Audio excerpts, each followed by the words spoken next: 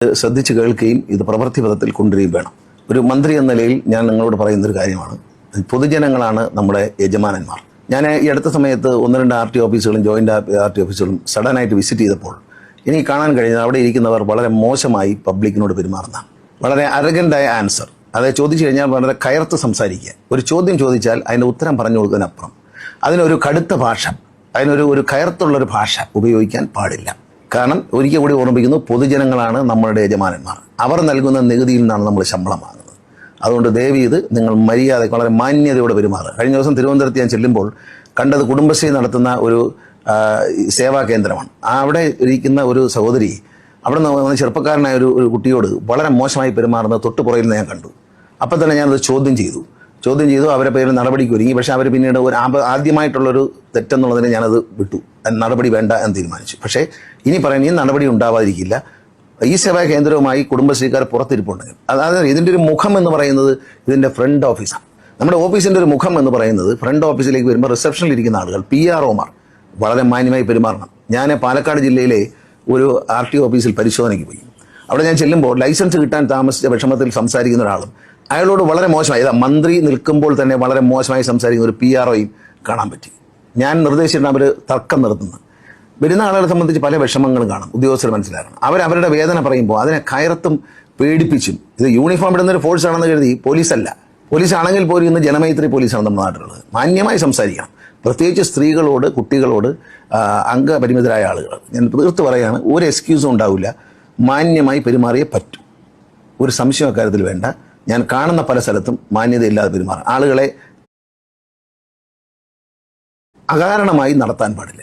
അകാരണമായി നാളെ വരൂ, മറ്റന്നാൾ വരൂ എന്ന് പറഞ്ഞു വിട്ടാൽ, പരാതി ലഭിച്ചാൽ അക്കാര്യത്തിൽ വളരെ കർശനമായ നടപടിയായിരിക്കും. മാത്രമല്ല, ട്രാൻസ്പോർട്ട് കമ്മീഷണർ ഉത്തരവ് ഉദ്യോഗസ്ഥർക്ക് നിലവിലുണ്ട്. ഒരു ഫയലും തീർപ്പാക്കാതെ 5 ദിവസത്തിൽ കൂടുതൽ കയ്യിൽ വെച്ചിരുന്നാൽ അവരെ അവിടെ നിന്ന് സ്ഥലം മാറ്റും. ഇത് ഗവൺമെൻറ്റിൻ്റെ ഒരു തീരുമാനമാണ്. ഒരു ഉദ്യോഗസ്ഥനെ സംബന്ധിച്ച് ഒരു ഫയൽ തീർപ്പാക്കാൻ 1 മണിക്കൂർ പോലും വേണ്ട. തീരുമാനം യെസ് ഓർ നോ എന്ന തീരുമാനം എടുക്കാൻ നിങ്ങൾ തീരുമാനം എടുത്തിരിക്കണം. യെസ് ഓർ നോ എന്നുള്ള തീരുമാനം എടുത്തിരിക്കണം. കാരണം വിദ്യാഭ്യാസമുള്ളവരാണ്, കഴിവുള്ളവരാണ്, പരിചയസമ്പത്തുള്ളവരാണ് ഉദ്യോഗസ്ഥർ. ഒരു ഉദ്യോഗസ്ഥനോ ഉദ്യോഗസ്ഥയോ ഒരു ഫയൽ തൻ്റെ മേശയ്ക്കകത്തോ തൻ്റെ കമ്പ്യൂട്ടറിലോ 5 ദിവസത്തിലധികം പിടിച്ചു വെച്ചാൽ അവരെ പിടിക്കപ്പെടും. പിന്നെ ഇനി വിജിലൻസിൻ്റെ പരിശോധന അത്തരത്തിലായിരിക്കും. ഇനി വരുന്ന സ്ക്വാഡിൻ്റെ പരിശോധന അത്തരത്തിലായിരിക്കും. കമ്പ്യൂട്ടർ തുറന്ന് നിങ്ങളുടെ ഫയൽ എത്ര ദിവസം, 5 ദിവസം കൂടുതൽ ഫയലുണ്ടെങ്കിൽ നിങ്ങൾ പിടിച്ചു വെച്ചിട്ടുണ്ടെങ്കിൽ നിങ്ങളുടെ കയ്യിൽ അറിയാതെങ്കിലും ഇരിക്കാൻ പാടില്ല. പോയിരിക്കണം. പോയില്ലെങ്കിൽ കർശനമായ നടപടി ഉണ്ടാവും. 2 കാര്യങ്ങളാണ് ജനങ്ങളോട് വളരെ മാന്യമായി ഞാൻ വീണ്ടും ആവർത്തിച്ച് പറയുകയാണ്. പൊതുജനങ്ങൾ നമ്മുടെ യജമാനന്മാരാണ്. അവർ നൽകുന്ന നികുതിയിൽ നിന്നാണ് നമ്മൾ ശമ്പളം വാങ്ങുന്നത്. ആ ഓർമ്മ നമുക്ക് വേണം. അവരോട് വളരെ മാന്യം. ഞാൻ 2-3 സ്ഥലത്ത് ചെന്നപ്പോൾ മാന്യതയില്ലാത്ത പെരുമാറ്റമാണ്. പാലക്കാട് ജില്ലയിൽ കണ്ട ഒരു PROയുടെ പെരുമാറ്റം എനിക്ക് തീരെ ഇഷ്ടപ്പെട്ടില്ല. PRO എന്ന് പറഞ്ഞാൽ പബ്ലിക് റിലേഷൻ. പബ്ലിക് കയറിയുമ്പോൾ അവരെ ചീത്ത പറയുന്ന ആളല്ല PRO എന്ന് പറയുന്നത്. കൗണ്ടറിലിരിക്കുന്നവർ പ്രത്യേകം ശ്രദ്ധിക്കുക. മാന്യമായ മറുപടി, നിങ്ങൾ കാര്യമൊന്നും ചെയ്തു കൊടുത്തില്ലെങ്കിലും മാന്യമായ മറുപടിയും മാന്യമായ ഉത്തരവും കൊടുക്കണം. അവർ ചോദിക്കുന്ന ചോദ്യങ്ങൾക്ക് അവർക്ക് അറിഞ്ഞുകൂടാത്തതുകൊണ്ട് അവർ ചോദിക്കുന്നത്. അവർക്ക് അറിയാമെങ്കിൽ നിങ്ങളോട് ചോദിക്കില്ലല്ലോ. അപ്പോൾ അവർക്ക് അറിഞ്ഞുകൂടാത്തൊരു കാര്യം ചോദിക്കുമ്പോൾ നിങ്ങൾ മാന്യമായി അതിൻ്റെ ഉത്തരം പറഞ്ഞു കൊടുക്കണം. ചോദിക്കുന്നവർ ചിലപ്പോൾ എന്തെങ്കിലും അബദ്ധം ചോദിച്ചെന്നിരിക്കും. അബദ്ധമാണെങ്കിൽ അത് അബദ്ധമാണെന്ന് അവരെ ബോധ്യപ്പെടുത്തുക. അല്ലാതെ കയർത്ത് സംസാരിക്കാൻ പാടില്ല. കർശനമായി ഗവൺമെൻറ് നിർദ്ദേശിക്കുകയാണ്. ഈ കാര്യം ഗവൺമെൻറ്റിൻ്റെ ഒരു മുഖമുദ്രയാണ്. ഈ കാര്യത്തിൽ മാന്യമായി പെരുമാറിയേ പറ്റുള്ളൂ. ഗതാഗത വകുപ്പിൽ ഇത് കർശനമാണ്. 5 ദിവസത്തിൽ കൂടുതൽ ഒരു കാര്യത്തിൽ തീരുമാനമെടുക്കാതെ ഏതെങ്കിലും ഉദ്യോഗസ്ഥർ, ക്ലറിക്കൽ സ്റ്റാഫ് ആവട്ടെ, സെക്ഷൻ ഓഫീസർ ആവട്ടെ, മോട്ടോർ വെഹിക്കിൾ ഇൻസ്പെക്ടർമാരടക്കമുള്ള ടെക്നിക്കൽ സ്റ്റാഫ് ആവട്ടെ, അത് ആരാണെങ്കിലും അവരുടെ പേരിൽ അതീവ കർശനമായ നടപടി ഉണ്ടാവും. അത് ട്രാൻസ്പോർട്ട് കമ്മീഷൻ ഉത്തരവ് നിങ്ങൾ കണ്ടിട്ടുണ്ടാകും. പക്ഷേ പലരും കണ്ടില്ല എന്ന് അഭിനയിക്കുന്നത് കൊണ്ടാണ് ഞാൻ തന്നെ നേരിട്ടത് പറയുന്നത്. പല ഉത്തരവുകളും ട്രാൻസ്പോർട്ട് കമ്മീഷൻ നൽകുമ്പോൾ അത് കണ്ടില്ല എന്നടിക്കുക. അതിൽ സശ്രദ്ധമായി നമ്മൾ തുടർന്നുകൊണ്ടിരിക്കുന്ന ഒരു പഴയ രീതി പോവുകയാണ്. ആ രീതി മാറിയിരിക്കുകയാണ്. പഴയ രീതിയല്ല, പഴയ കാലം മാറിയിരിക്കുന്നു. അപ്പം നിങ്ങൾക്ക് ട്രാൻസ്പോർട്ട് കമ്മീഷൻ എന്ന ഉത്തരവ് ഓഫീസിൽ ഇരിക്കുന്ന എല്ലാവരും കണ്ടിട്ടില്ലെങ്കിൽ ഇതെല്ലാവരും കണ്ടുകൊള്ളുക.